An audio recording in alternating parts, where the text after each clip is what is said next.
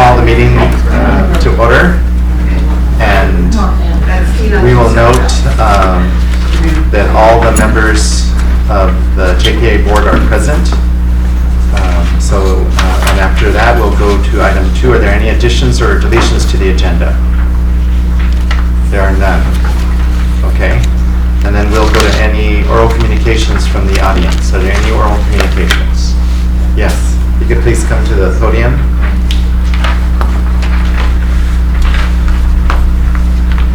Good morning.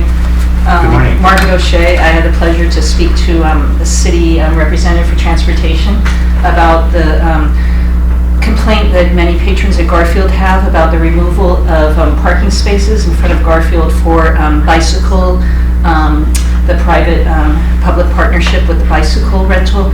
I went with her on the phone of where else in the city in front of a public library there was removal. It's the only branch that had removal. And it's constantly an issue. I know my elderly mother cannot find parking often. There's often trailers parked for long times in front of the Garfield Branch Library. The transportation coordinator for the city said that in discussions with that branch, they were hoping that people who went there on the purpose to rent the bicycles would see, oh, interesting, there's a library there, and maybe it would get more attention to that library. That library is already very well utilized, and it's a problem many patrons who are elderly have said, and we've complained to the branch manager about not being able to access it properly. So I said to the transportation employee that I would try to bring this up to be revisited. She said there already was a comment period a year ago, but I think we've seen now from the usage that it's a problem. Thank you. Thank you so much. Appreciate it. Are there any other oral communications? Can I just say that we had a grand jury finding around the library. I've put a copy of the report. We don't have to have a response until September. I've also included an FAQ that we've provided to staff so they can help answer the public's questions about the grand jury finding. But again, I don't view this as the response to the report itself. We are encouraging members of the public, if they are interested in this topic, to come to our Library Advisory Commission, which is our citizens advisory group. Their next meeting is July 15th at the downtown branch at, I believe, 6:30 p.m. And we'll have a rather lengthy discussion with the Library Advisory Commission about those findings. It would be a great place for public input and concerns to be expressed. Okay. With that, we'll end oral communications and go on to item 4 on the agenda, which is general business. Item A, which is the fiscal year 2019-20 proposed budget. We have staff report. The primary question from the last board meeting was around the estimated actual for 2019, and it had not been updated since January. So I provided the worksheet from our June 6th meeting, as well as the update from June 27th. You'll see that the amount of fund balance we plan on spending this year has moved from $376,000 to $673,000. I know that there's been a lot of issues about the budget preparation in some of our numbers, but I do want to point out that last year in August we had approved a PERS prepayment of $689,000. So we had assumed that we would spend $689,000 of our fund balance in order to do that. So our estimated actual budget is within $20,000 of our plan.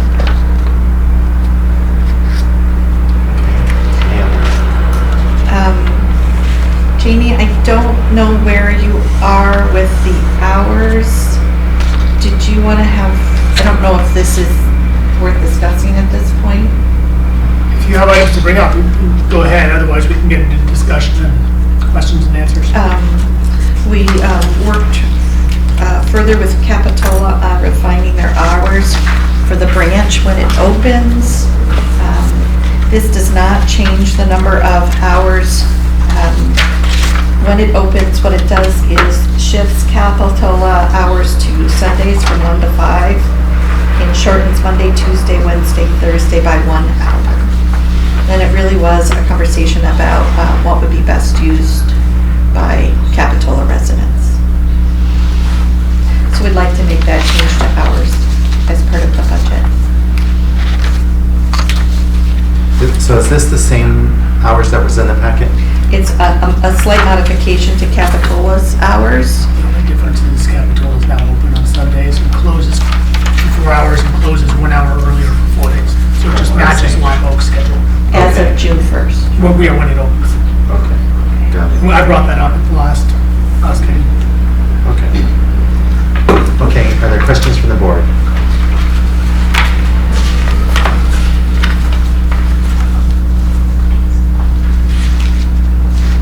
Just a quick question. So with respect to the projected budget,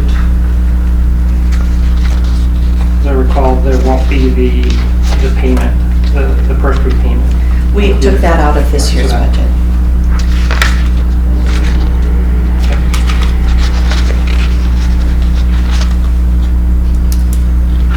So the budget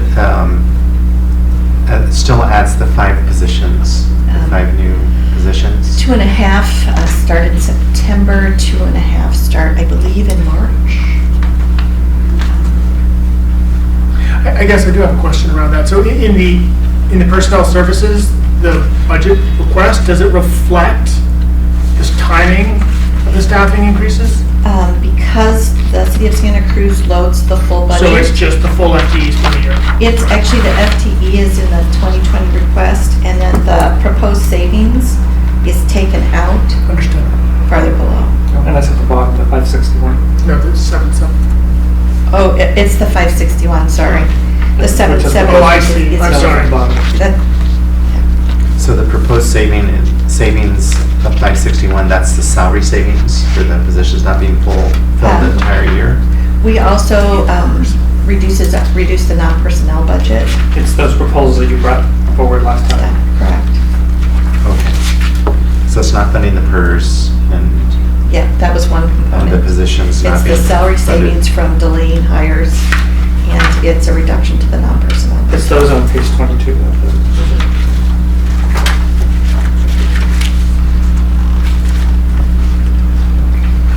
And I know that, of course, having a deficit this size is not good, but I know part of the solution is reworking the MOE distribution and contributions, and I know that we are going to be entering into discussions to work on that. And that's really the solution to the ongoing deficit, which I think can be solved if we can come to an agreement. So, So I have comments. yes, go Are we ahead. ready to do that, or do you want to do public comment first? And Okay, public comment? well, let's do public comment then if there's no more questions. Any other questions? No? Okay, we'll have public comment on the budget.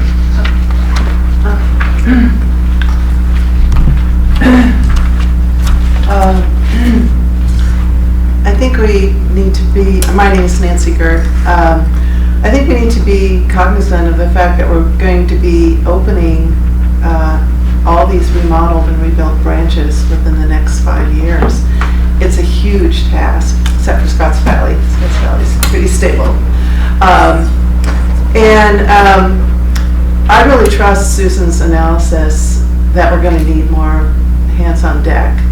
And when we open these branches, we want them to be the best that they can be in terms of servicing the public that voted to have, for Measure S.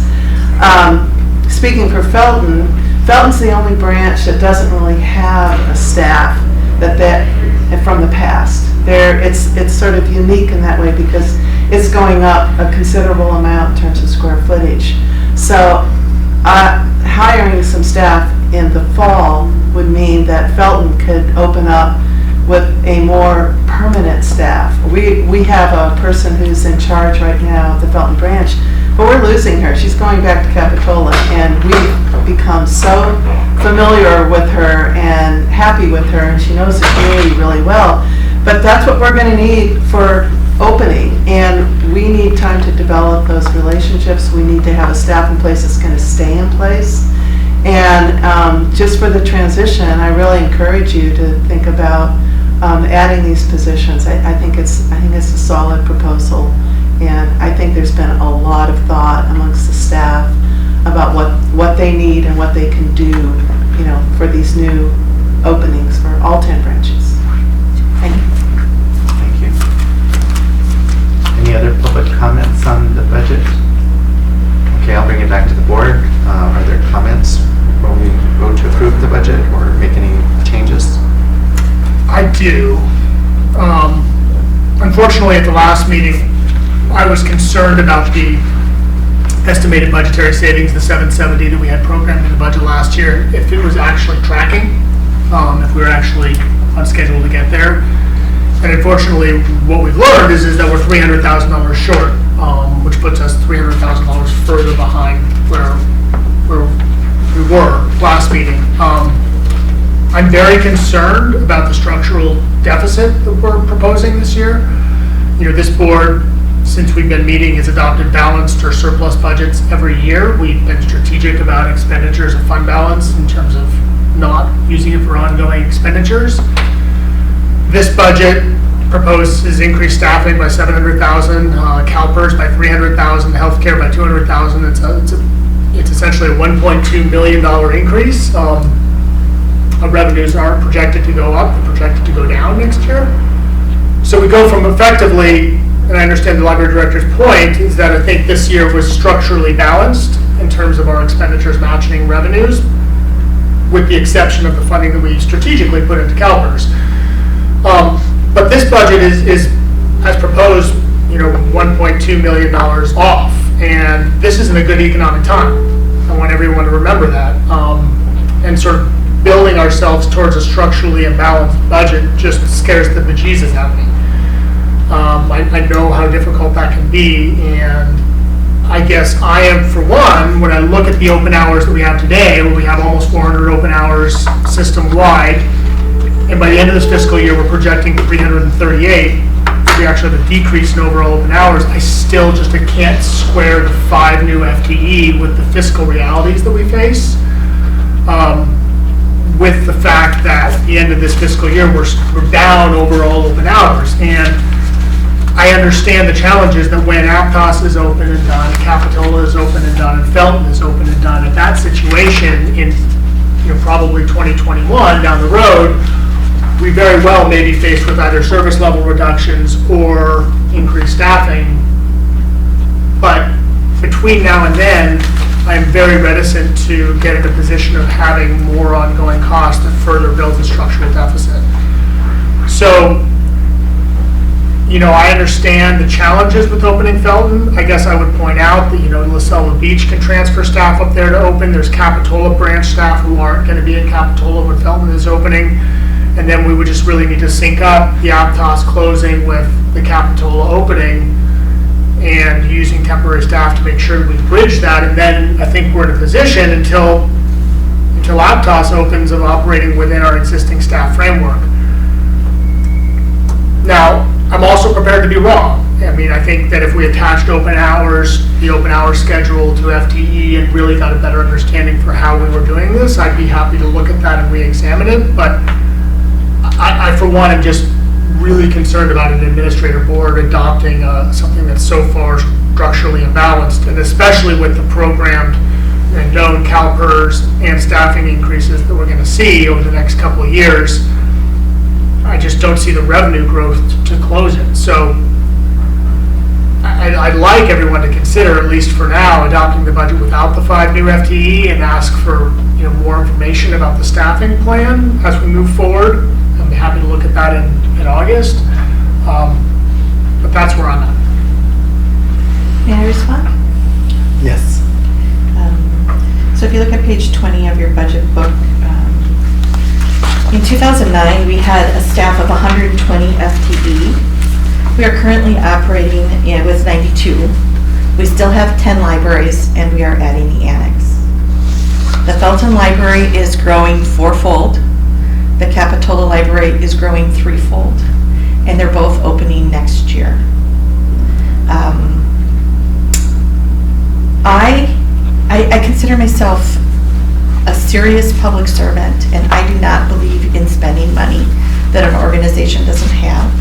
I would never propose that to you, and I will always be the first person to try to figure out how to live within our means. But I'm frustrated. We've been having the conversation about the 5 FTE since February. And so I think we've had a lot of conversations. I can sit down, honestly, Jamie, with you and the staff and show you our schedules. But I think it's really short-sighted to believe that you can physically expand these facilities and increase the use of these facilities and not staff that. I want to say that our small branches, which both Capitola and Felton are considered a small branch right now, have a permanent staff of between 1.5 and 3 FTEs. Our medium-sized branches, the Live Oaks, the Aptosses, the Scotts Valleys, have between 5 and 8 FTEs. We're really just acknowledging that these 2 branches are going to become medium-sized branches. And with 2.5 FTE, I believe we're giving them the minimum staff possible, not considering changes in usage patterns. And I believe when we open these branches, use is going to go up remarkably. I also want to acknowledge that my experience is to close a small branch, to take it down, to sell everything or surplus everything, will take 4 to 6 people, 40 hours a week for 6 weeks. To put up a branch will take 8 to 10 people, about 8 weeks, okay? So I just want to say that on the day that a branch closes, there's 6 weeks of full-time work for more people than we currently have in the building, followed by 8 weeks of full-time work for probably twice as many people as we will have in the building. And so it's not as simple as saying on September 1st, all the La Selva Beach people can move to a different branch. I think the other impact we have is you need to have some core people who set up the building, know the building, and run the building. Right now we've got basically 2 people at Felton and 2.5 at Capitola. And what you're suggesting is that every other person in that branch, even if we fully staff it, be a temporary employee. And I don't think that bodes well for a good start. The other thing I need to add is Felton's opening the end of January. Right now it takes 2 to 3 months for us to make a request of the City of Santa Cruz for a hire. It'll take another 2 months to actually hire people and get them started, which really puts them on staff at about the time we're taking the Felton down. We're asking for a librarian to help us do programming. To be honest, the Felton Friends have started programming conversations 3 months ago when I have no permanent staff for Felton yet. There is already in the budget a branch manager, but our branch manager has retired and we have to hire someone new. Within the budget, not your problem. But we have to have some people that are experienced in that branch to open a 9,000 square foot building. I really believe that if you do not think in the long term that there is enough money to add 5 FTE, we need to have a serious conversation about what we're doing with the remodels. The rest of the remodels are not changing size remarkably. They aren't. The one, I know we're planning an annex without staff, but there still will be consequences to staff. If we can't come up with 5 FTE, I think we need to have another conversation about the projects. Last, I think we have enough money. We have a 20% reserve. We have $2.8 million as a rainy day fund. We have over $1 million in fund balance. We have the MOE generating $1.8 million a year recurring, more than is being allocated to the library.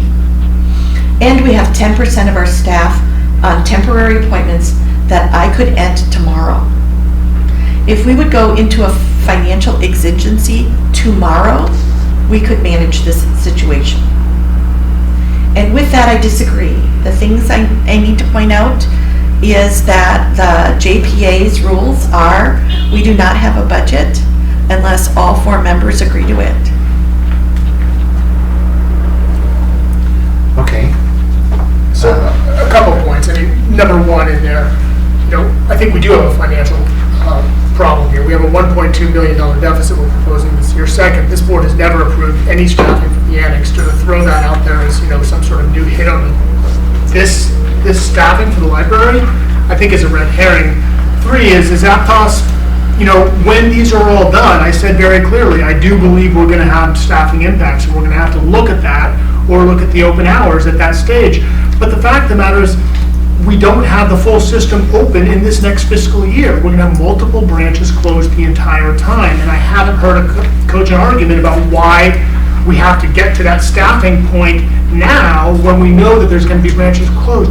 3, we just heard that Aptos has 5 to 7 staff, so are we going to end up in a position where a year from now we're looking at, okay, so we've staffed everything, but Aptos has been closed and everything's fully subscribed, now we need another new 5 to 7, and believe me, if we put another new 5 to 7 on top of the $1.2 million deficit, we're going to be at $2.4 million deficit next year.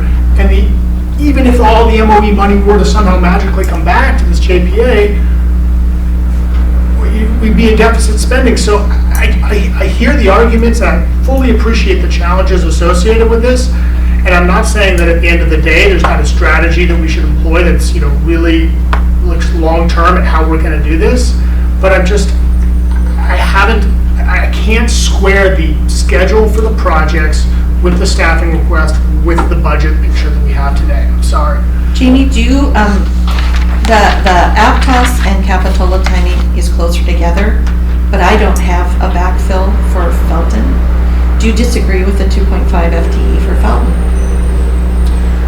I still don't understand why the LaSelva Beach can't help open Felton and the Capitola staff can't help open Felton. And then at the time when Aptos closes, the Capitola staff moved to Aptos staff moved to. Right now, the Capitola staff is at Live Oak and is at Aptos, and we are doing more business at those 2 branches than we were doing at the 3 branches. I mean, I appreciate the challenges. I'm also faced with this budget reality, and having reserves, I think, is a really healthy thing. But spending down reserves and ongoing expenditures during good fiscal times really concerns me.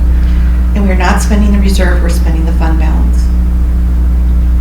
I guess the issue, there's a couple issues for me. One is the staffing issue, and that's a technical issue that I guess we could delve more into in terms of making you feel comfortable and having us all understand the staffing issue. In terms of the budget deficit, I am concerned somewhat, but in some ways I'm not concerned because the deficit is partly the result of the county not having an ongoing agreement with either Watsonville or Santa Cruz on the MOE. So the county is withholding the growth in the property tax and putting it into the county fund that used to come to the library. And if it comes to the library, then pretty much and if we continue along the agreement we've had with Santa Cruz, and we continue along the agreement we've had with Watsonville, then I think we've solved the ongoing budget deficit just by the inclusion of the growth in the library fund property tax that's being withheld by the county right now, and that's partly that is a big reason why we have this deficit. And I feel that there is a way. I've already talked to Martine, and I've talked to Matt, and frankly, it's going to be difficult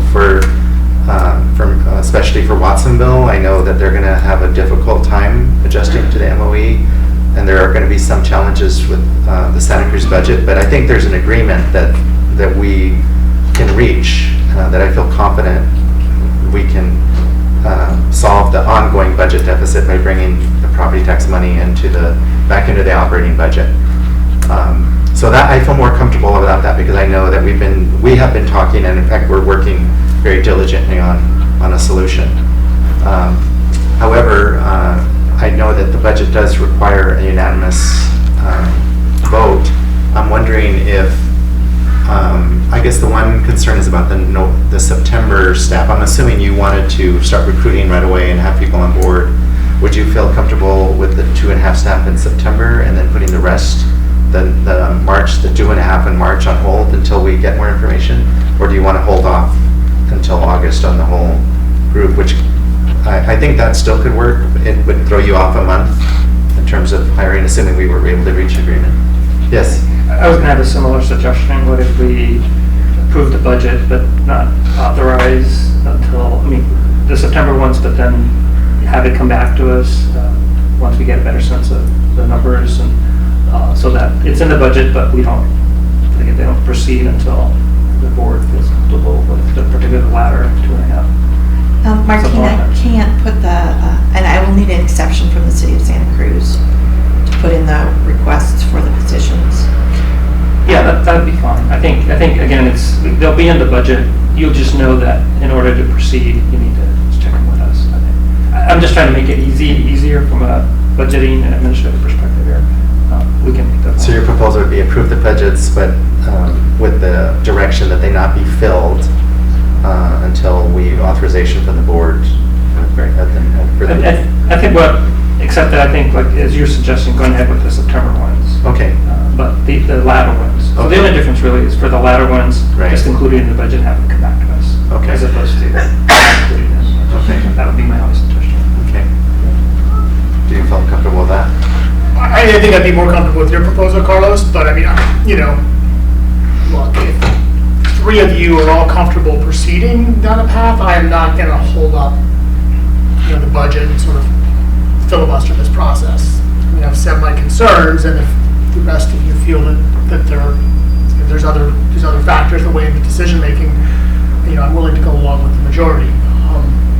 I think that the notion of getting a waiver from the city to begin recruitment, if it really takes 60 days to get a recruitment even out, I'm fine authorizing that, not authorizing the positions, getting that process going with HR, and then we come back and look at the either 2.5 or 5 FTE in August and just get sort of pre-authorization to begin that process with HR. That would make me the most comfortable, but like I said, I don't want to filibuster this process. My sense is that, new to this game also, hello again, is that it seems like we've set forth a vision for the library system. Measure S was passed, and our sense is we really wanted to enhance library services, expand what we're doing in the community, improve the physical meeting space, really take our library system into the next century and beyond. And to your point, Susan, about we're adding square footage, and in order to deliver on that promise, we'll have the physical infrastructure there, but to really add the heart to the library, we have to think about the people. So it seems like we're already on this trajectory. If we had a vision for the library system, we wanted enhanced, we wanted plus, better physical infrastructure, amenities, meeting space, and that's going to take people too. So I feel like we are on this road for this vision, and it is up for us to figure out then how we're going to support this system. So I kind of feel like the train is already down the road in some ways, and I know that we have some work to do. I understand that we've had kind of extra fund balance, so we have our reserve, and then this has just been extra that we've had, and this was a deliberate discussion to spend that down and to prepare ourselves. So I think there's been some forethought in that. I am concerned too about structural, and if that recession is coming next year, and we're going to have 5 to 10% hits to our budgets, what does this mean? So I would hope that the MOE conversation happens very soon, like happens in fiscal year 1920. Is that been the plan of the board? Oh yeah, Yeah. we've already been discussing You've already it. been I think we have a meeting set up already. Okay. We've already met a number of times on it, and I think we have a solution that we could go forward on, and so we just have to, we're having another meeting set up in which we can go over the details, but the intent is certainly to try and come up with a new MOE in the next few months. Okay. So Because certainly this fiscal year. Yeah, because 20 is definitely drawing down, I guess, the extra fund balance, but 21 is where I had real concerns, because then we're absolutely then dipping into our actual 20% reserve level, and that's a very dangerous place, I think, to go. So knowing that we will have an opportunity to really work on that and come up with a more sustainable financial picture and cost sharing across the members makes sense. I'm okay with the idea to, heading down the path to have the 5.5 positions in there. Is it 5 or 5.5? 5. And then in pieces. So I'm okay with what was proposed here. We could talk again in August, but I feel like it seems like a case was made that we need them. We need them to deliver on that vision and that future. So I'm fine having a conversation then. Okay. Just to add, I mean, there's no doubt that there's a risk obviously involved, because we don't know, when the recession is coming, how deep it's going to be. There's a certain amount of that, but as Tina said, we have this commitment to try to make this happen, and I think we have to recognize that too. So it's not like we can promise that it's going to all work out rosy because we don't control the economy and everything else. And a big part of our budget is the sales tax, which is very can go up and down. So we have to acknowledge that and just accept that and be prepared to respond accordingly and do as much as we can to prepare and to work it out. But in the end, it could be that we're facing some situations that we don't want to in any case. But I'm certainly going to at least try to move this forward to get the facilities in place and get the appropriate staff in those facilities. Okay, so do you have a motion?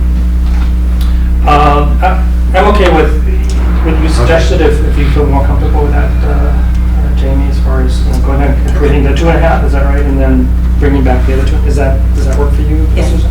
Okay, so the motion would be approve the budget with the 2.5 positions, and then we'll bring back this information and discuss the other 2.5, hopefully with more information on the staffing patterns and also on the MOE negotiations and those would be filled at a future, or be approved at a future date. So that's a motion. We have a second. I'll second. Second. Discussion. I guess the only other thing I would add is I'd like to see that the staffing plan look multi-year. I was always under the assumption that at the end of the cycle, the library improvement cycle in 2022, when APTOS is done, that we were going to be in a position where we either needed more staff or we have to have service level reductions. I don't think it's any secret that, going from a 3,000 square foot to an 11,000 square foot library has staffing impacts. So I just really want to see, how does it work as we look out this year, next year, the year after.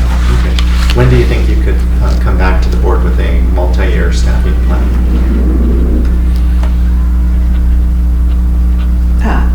Early fall. Okay. That's good. Okay, so I think we have a motion and a second, and I think we will have further updates on the budget as the MOE discussions continue, and then we'll have a multi-year staffing plan sometime in the fall. All in favor of the motion say aye. Aye. Any opposed? Okay, the budget passes with those recommendations. Thank you. Okay, we will now move on to item B, which is the library director's employment agreement. This is extending the library director's employment agreement. It doesn't at this point have a compensation increase waiting the City of Santa Cruz's labor negotiations, but it extends it for 3 years. And